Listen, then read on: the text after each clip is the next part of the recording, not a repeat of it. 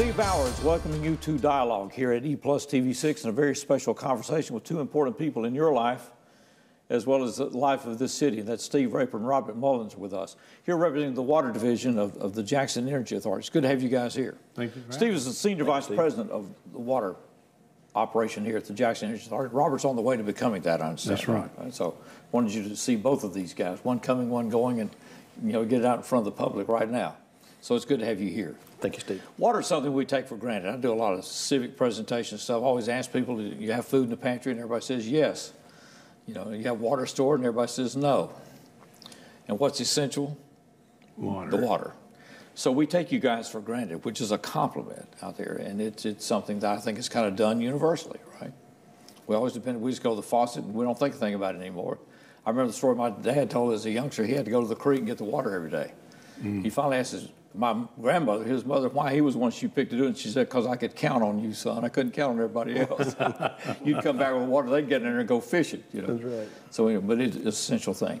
One thing we do want to know that customers are receiving and will be receiving in the final month of this year, and it'll happen every year, surveys concerning water and lead. Are an announcement of that you can go to a survey. What's the objective of this? What's going on here? Well, the objective is to remove any lead or copper that might be in the water. But what's important is when the water we treat leaves our plant, there is no lead in it. There's no lead in the water. And there's some new rules EPA's handed down. This went into effect with a lead ban in 1991. All right. And solder and to solder pipes and things for household plumbing and whatnot. It became about in 1988.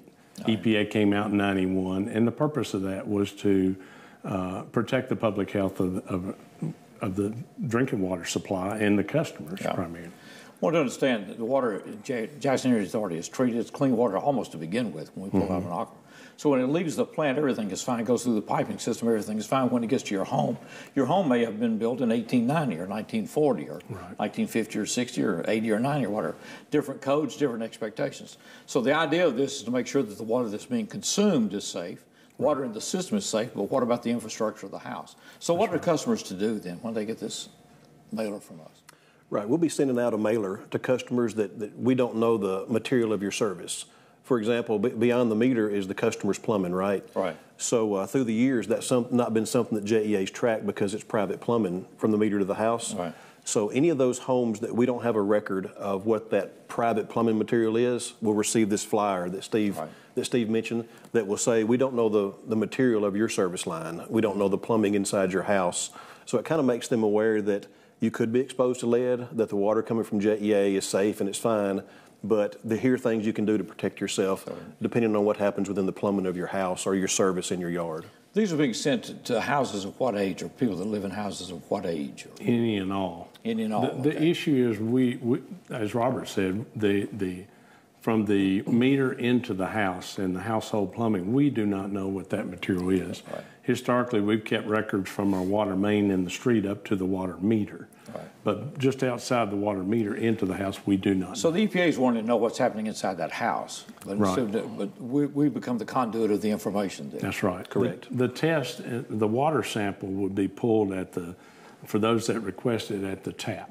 Okay. So it's in the kitchen tap or the bathroom tap, typically a kitchen tap, and there's some requirements on how to do that. And we want to notify our customers of, first of all, asking for their help to submit, if they know what that household plumbing pipe material is, to let us know that so we can build an inventory. Okay. There's an October deadline for us to do our inventory and it's the complete service. That's what's different here. It's taking everything from the service tap at the water main all the way into the house with a meter in between. Okay. All right. Those are going out in October of 2024. They'll come out every year. Correct. Right? I mean, correct. Until you try to get a total database. Once again, it's not a reflection on the water that's being generated by JEA or supplied by JEA. It's a question about what's in the infrastructure of your home, which is important information. And that JEA becomes kind of the conduit connection to get that information to the EPA. Right. The important thing to know is nothing with our water has changed. Yeah. It's basically EPA's requiring us based on other cities had some trouble, and that's kind of the basis of a lot of regulation. You have an issue somewhere, and then they spread that regulation across the country. And that's what's happened here. Our Well, they were water's not concerned about changed. the water supply in Detroit, Jackson, Mississippi, and others, right? That's right. So what was happening in those cities, or is there a simple explanation of what was happening? Yeah, one of the lead that I just mentioned, a big outfall, people have heard Flint, Michigan, and things that happened there, and there was a multitude of things that happened, but part of what happened in Flint stemmed to this regulation we're talking about on the lead side. And the Jackson, Mississippi thing that's been in the news is basically a water system. Over the years, you have to be meticulous about keeping up your water system, right? You have pumps, you have treatment plants, you have pipes that age, that get older. And if a system's not meticulous about keeping that upgraded, it doesn't last forever. So you kind of have to have a plan in place to keep it replaced, which I think our engineers and our management have done a great job over the years. In fact, we've been ahead of the regulations, what I'm understanding, right? Ever since we started getting into Clean Water and Air Acts and all this other stuff, that the Jackson Utility Division was ahead of the curve there. That's right. Yeah, we have, and we consider ourselves still ahead of the curve because treating high quality water is what we're about. If the customer takes us for granted, that's fine, but we still have a job to do to make sure that's the highest quality we can distribute. Another note on top of what Robert said, with some of these cities, they've just simply not reinvested in taking care of the system. Well, there's pressure on to maintain your rates as low as possible. And That's sometimes right. you can maintain your rates. Well, we can replace that next year. We'll do that in 5 years, or we'll replace it when it's broke or whatever. And then you get into a situation where suddenly systems start collapsing. Yeah. There's going to be a significantly much higher investment to go back and maintain the pressures and get everything done. So it's a reflection on how this company's been managed since the days of Jackson Utility Division, starting, in 59? For sure. It's a balance we deal with every year that we budget. We have to stay meticulous about upgrading, but also keep our quality of water the highest and our rates competitive. So it's a balance you have to find, and I think we've done a good job so far doing that. One of the things we're going to see in the water business is there going to be increasing levels of testing that are coming along. Will we find out about potential contaminants and other things, or parts per million, which you guys get into and the lab gets into, and I don't. Right. I just want the water to be safe and all that. But we'll hear more about water systems and water testing. Yes, this is just taking one piece of it with the lead component and coming up with new regulations and the rules associated with this have not been completed. It's important to know that. So we're building our inventory, and that's kind of a phase one piece of this so that we know who has what in service line material and household plumbing to be able to guide and direct other information toward that. Okay. One thing about water, and that is we opened this segment by talking about we assume water, and we do assume water. It's just, I turn on the tap, I don't think about it. And it's going to be hot or cold, or it can be, right? No choice. There's massive infrastructure that goes into developing this. When you go back and look at the history of this city, like I said, you got water from the creek, you got water from the river, you got water from a well. Everybody got their own. And then we came up with collective systems. And in this city, part of it stimulated by a fire department that suddenly, we had pumpers and things going on. Maybe have been horse-drawn, but still in the 1880s and 1890s, suddenly a standpipe system with water, it has water pressure, became a very, very important thing. So it's been a real evolution. The one thing that has been assumed is that there's always going to be a supply. And we're seeing in some areas of the country now where water supplies are changing. One of those is in Middle Tennessee, that we had a water advisory this year from City of Portland, because there's been a lot of development in Middle Tennessee. We're seeing it out west in some areas, right? Colorado River, the rivers go up and down, can get dry, and suddenly the water table can change.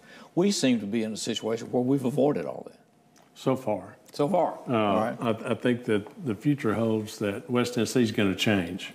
It's my hometown, and what I've seen and been a part of helping grow and working with a great staff for infrastructure, particularly water and wastewater. But it's going to change, and it's going to grow more. And it's important to know that water aquifer is strong and solid, and we're not abusing that by overdrawing from it or more than we need, or conservation's a part of it as well. Okay. This aquifer from which we draw starts where and extends to where?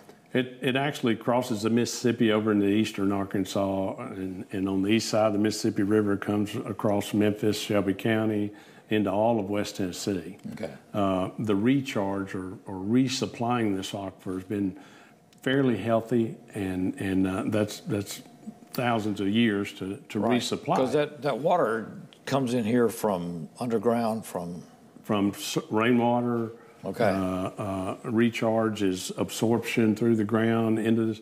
The beauty of it is it's an abundant water aquifer to begin with. Okay. And we don't take that lightly. And we test during our drought years and annually, we do what's called drawdown tests on our raw water wells that we tap into the aquifer to pull the water up, and then we run it through our treatment plant to meet the regulatory requirements we've been talking about. Okay. And we test that, and that drawdown test has proven in years past, many years, that there's little to no effect during drought years on the depth or the level of that aquifer. Well, the aquifer is an extremely valuable resource, and it doesn't extend. When you get to Henderson County, they're drawing water out of Beach Lake because the topography or something has changed, right? Well, it becomes, instead of a groundwater source of supply, it becomes a surface water source. So you mentioned Beach Lake, and that's one of their sources to treat the water. And that's got a whole different set of challenges. It does. Yeah, it does. As far as a lot of our customers, and I'm glad they take us for granted because it means we're doing a good job of not making them think about us. But one thing they don't realize is what a resource we have here in West Tennessee with our groundwater. It's not in a lot of places in the country, but we are super fortunate to have the abundant supply, and it's super, super high quality, the water that we're drawing to start with. So we do treat it, but the water from the aquifer it's abundant, and like Steve said, it's not limitless. But and two, there are things that are risks to our aquifer. It could be contamination that we have to keep a close eye for. But we do test the wells every year, even during drought situations, and it shows that aquifer's strong. Mm-hmm. There'll be new draws on it. Agriculture production is now irrigating for the first time in the last few decades here in West Tennessee. Got a huge motor plant coming in Ford, a lot of industrial development here, so there are going to be more customers drawing on this water. That's right. So we will see. One thing that's been happening over the last few months is going to continue. At the South plant here, or the one on Royal, which at one time helped generate electricity in this city, if you go back before the TVAs. It sure did. You know, that water was used, the flow of water to generate electricity, which TVA did with dams. We were doing right here in Jackson, Tennessee, to supply power downtown. But you've made some improvements. There's been a lot of investment there and more coming. So what's happening at that plant? We've replaced some water wells or upgraded, or we've even added 2 new wells over the last 3 to 4 years.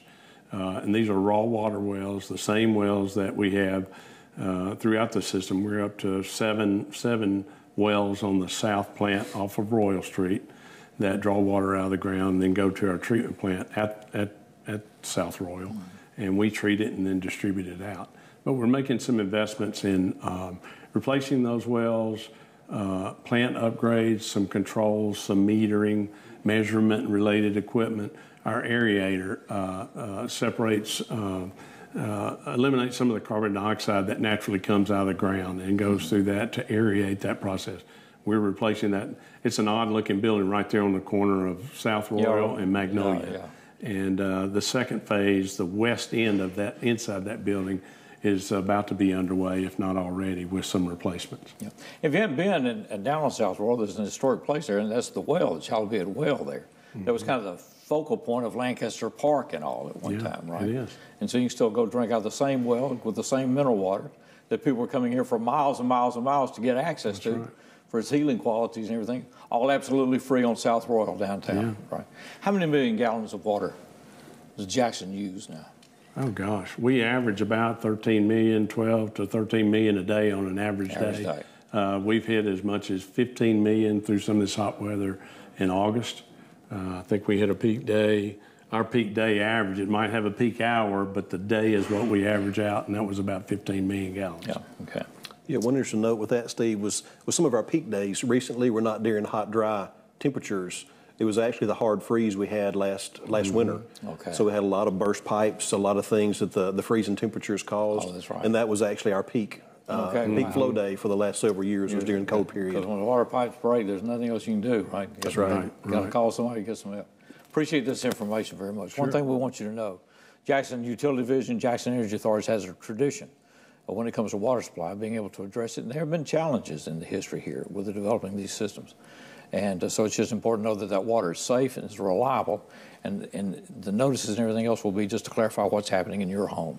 Yeah, that's right. It's good to see you guys. Thank you, Steve. Thank you, Steve. When we come back, we'll talk to Roland Fisher. There's another side to water, and that is wastewater treatment. And there have been some significant investments made by the Jackson Energy Authority in the last few years, and there are more on the way in that area of work as well. So we'll have that as this dialogue continues here at E+ TV6.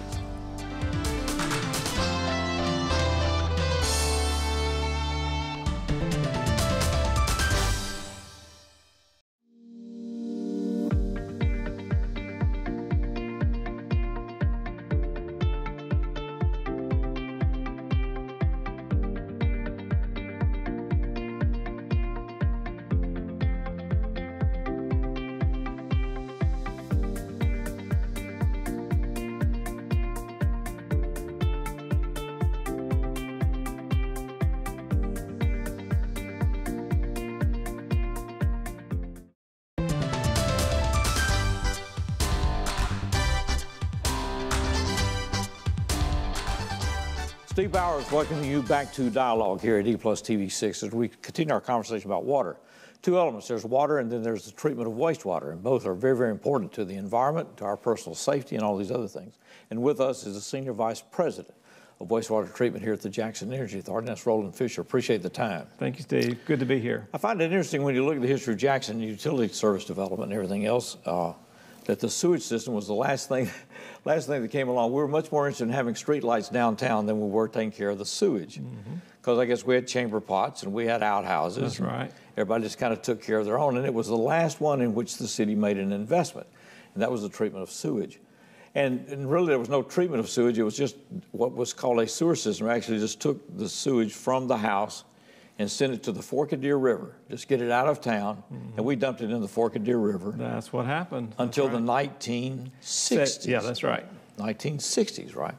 And so people think about that now and think, but that happened all along the river. If it was the Tennessee River, it was Huntsville, and it was Chattanooga. Every town was trying to just get it to either some kind of lagoon or get it to the river. And so that's what we did. And then we started getting Clean Air and Clean Water Acts. So we made that transition 60s to 70s. Right? That's right. So there was a Clean Water Act of 1972, and that's really what prompted the development of wastewater treatment plants. Okay. So in the 60s, it was still going straight into to the river. Yeah, all the way up until the early 70s. That's right. Okay, so I thought we made the transition in the 60s. That's right. So early 70s. Wow. All right, and so first of all, the requirement that it had to be treated, that's a new thing. That's right. And then how are you going to pay for this? There has to be a charge put on somebody to do something, right? That's right. So for citizens that had septic tanks, then to be charged for that service was a new concept. Okay. And some kind of like the well. Well, the same thing with water, right? Well, right. I've got a well. I don't. My neighbor needs to dig one too, right? That's right. So along with that came a city service. It was considered part of being in a city, a dense development. The best thing for people's health was to collect that wastewater, send it to a treatment plant, treat the water, then release it back to the river versus just sending it straight to the river. Okay, so was the initial treatment plant at Miller Drive, has that always been the site? That's right. Okay, that's the original site. Right there. So we're still there all these decades later at Miller Drive. But Miller didn't open then until? It was in the 70s when it opened. That's right.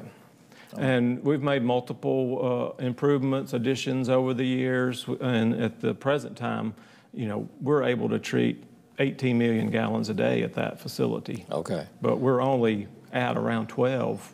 10 to 12 right now. Okay, so we got capacity to expand. That's right. Because it's not an easy process. I want to get into that in just a moment. Then so the Jackson Utility Division, JED, that's right, with great reluctance, faces the reality that this water has got to be treated. We're not just going to get to send it to the river anymore. Right. So who came up then with these plans and all? I mean, that's a huge step for a city. It's a major undertaking. So you have to get consulting firms to help you design a wastewater treatment plant. You then have to fund who's going to pay for this wastewater treatment plant. So rates are built in to paying for that. And you have to borrow the money. And state government and EPA had many grants available back then to fund expansions, improvements on wastewater treatment plants. And Jackson was fortunate to be able to get a really good, high-quality wastewater treatment plant designed and built back in the 70s, yes. How then was it decided how to bill for this? Sure. So the structure of billing for that, some of it goes to the operation of wastewater treatment. Right. Some of it goes to conveying the wastewater. It's a gravity flow system. Right. So there's a series of lift stations that if there's hills that you have to go around, you have to pump it. So the assumption of the sewage system is that when I flush it, it's going downhill. That's right. Okay. But that's not always true. We do have to pump it every so often. Right. Every so often. So our rates are set up to pay for that operational cost, and that was built in back when wastewater first started. It's a significant thing because wastewater treatment takes care of a problem that's a problem for any society. I don't care if it's in camp, you're reading the Old Testament about waste to dispose or safety mechanisms for human waste. It's a big challenge there. We don't even think about it. That's right. I just flush the toilet and go on about my Goes business. away. Goes away. And yet there's a significant process because that water that goes in the Fork-a-Deer is clean water. That's right. So aging infrastructure is a huge deal for any wastewater system.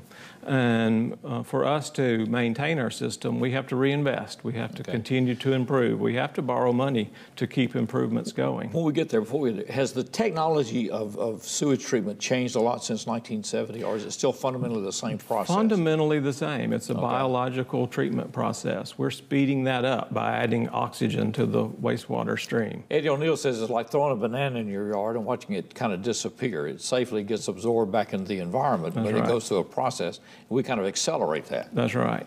So start to finish, it takes 1 day for us to treat wastewater into what we receive into a clean, clear water that's released back to the river, 24 hours. Okay. So 24 hours and moving 10 to 12 million gallons of sewage, or treating 10 to 12 million gallons of sewage every day. That's right. Okay. And that comes from business, from industry, from everywhere. Everywhere, yeah. Okay. So then you say that when we got into this, it was a significant investment, but the fundamentals plant that was set up, it's just been improvements in that since then. And Expansions and improvements, that's right. Okay. So where are we in this process now? Because you've made a lot of investments over the last few years. We were fortunate to get a large grant 10 plus years ago, $13 million, that helped to further improve and increase our efficiency at the wastewater plant. So we have new clarifiers, final clarifiers. That's the final step before it's released to the river. The clarifier does what? It lets the solid settle to the bottom, clear water at the top. That's one of the final steps before that's released to the river. We have brand new clarifiers now because of that grant. We have other pumping equipment, other control mechanisms that So they've improved the efficiency of the efficiency's greatly improved. We now have more efficient air blowers, pumps, motors that control the operation. The treatment process itself has not changed, but it's just a more efficient, more energy efficient process. Okay. Yeah. Now, one thing that if you see, if you ever had a chance to go to the discharge place at the Fork-a-Deer, and I have, that the fish gather where the water is coming in because it's clean, it's full of oxygen, it's just right. They prefer that to the water that's... So if you ever want to go fishing, just a tip, right? You can see them right there. They love it. The other part of this is there's a biological development in breaking down that waste. That's right. And so there are solids involved in that, and what's happened now is those are being dried as a whole. So we want water going to the Fork-a-Deer that's clear. We want the bio process that produces solids also to be efficiently handled. So what are we doing differently now? Because it's being dried more now, right? That's right. So the end product, which is a biosolid, we call it sludge. We take that to the landfill, the local landfill. And it's about 80, it could be 80% water that's contained within that sludge. Okay. So it's almost like a gelatin, jello type consistency. Okay. And we take dump truck loads of that to the landfill. So a new process that we hope to get in place is a dryer project. It will be a $16 million project for us, which is a huge investment for any city. And the point of that would be to dry those biosolids so that they go from a huge volume, dump truck size, to a wheelbarrow size that can then be applied with farmers, agricultural uses. So it'll totally eliminate the person on the landfill then. That's right. So rather than burying those biosolids at the landfill, we can reuse, we can reclaim that biosolid. And so they'll be used for as a beneficial fertilizer? use. Yeah, fertilizer, very rich in nitrogen, and it is what's called a Class A biosolids. And it's also considered exceptional quality, which means that you can touch it. It's perfectly safe. You can put it on your farmer fields and use it. Okay. Yeah. How long has that process been underway now? Right. So 20 years ago, Eddie O'Neill, our operations manager there, he would tell you that one of his first tasks 20 years ago was to come up with a way to dry our biosolids. Equipment, technology has improved to the point where now we are able to take advantage of those processes, use a lot of natural gas, which is good for our gas division, because we do have to dry that material. So you have to heat it up to 300, 400 degrees, and that dries that material so that we can take it to the landfill. Also makes it safer to touch then. That's right. Okay, so all that happens. So this new process will make it totally dry in essence, or significantly reduced. That's right. So we're going from an 80% down to about a 10%. Wow. Yeah. So you go from a dump truck to a wheelbarrow. Okay, and that will be moved on. Are there plans to retail that product or just make it available? At this point, we want to first make it available to agricultural purposes, farmers. Okay. Yeah, and we've been working with the Ag Center next door to do some testing on it. They're very interested in maybe using it there. So that could be a partnership with them next door, which would be very helpful. But farmers, for sure, will want to take advantage of it. I tell people when given the opportunity, when I first went to work at JEA and we had storm outages in the bunker, as we call it, John Williams Control Center, where all the systems are monitored. All the engineers were gathered to the right, and that's where the water and wastewater was. And so my question was, okay, why is everybody down here? We got mass power outage going on here, and so they said, we're here to make sure that water and wastewater treatment is working, because the city can't live without water. That's right. And you can't survive with sewage buildup. You got to get it to the river. That's right. You got to treat it and get it to the river. So until that's working, nothing else matters, and so making sure that the pumps are working, everything is functioning. So it's a high priority all the time, but one that we don't think about. And one of our major tasks is protecting the environment. That's what a wastewater treatment plant does. Rather than just send that to the river, back in the old days, we are using scientific methods to treat that wastewater and then convey clean water back to the river. That's a huge protection for the environment. We're getting to see more and more regulation with water. Same thing happening with wastewater as far as expectations. That's right. So increased regulations are at the forefront of any water or wastewater system. EPA and the state continues to tighten the controls of what we're allowed to send to our rivers. We respond to that by having to put in new equipment and more improved processes. So what's next as far as investments coming? Sure. We have many projects that are in our 5-year window. A lot of the interceptor lines, we call them, that follow major creeks and drainage ditches in Jackson. We're in the process of systematically replacing those. Each year we budget money to do that, and we are presently working on the eastern side of our system, working our way up through the Anderson Branch Creek, which is at the fairgrounds. Okay. We've completed a project this summer at the fairgrounds, and then we'll continue that on north towards Rothrock Stadium. Okay. So it's a gravity-fed system with pumps where it needs help. It all takes pipe, it all takes maintenance, all this stuff, and so that's what goes on every day. That's right. We're very proud of our operational staff. They do a great job of maintaining our system. Our crews and distribution do an excellent job of keeping our pipes clear. You may see a jet vacuum truck driving around town. Blockages can occur on a gravity system, and that large piece of equipment helps to maintain and keep that open. All right. So we've heard today 12 to 13 million gallons of water per day can peak at 15 or has peaked at 15. And then sewage discharge can go up to 18 million, does 10 to 12 million a day. So we turn on a faucet and it happens. We flush the toilet and it happens because of what these people and their team do. Thanks for the insights. Thank you. Thank you for being with us, and stay with us here at E+ TV6, because this is the place where the dialogue continues.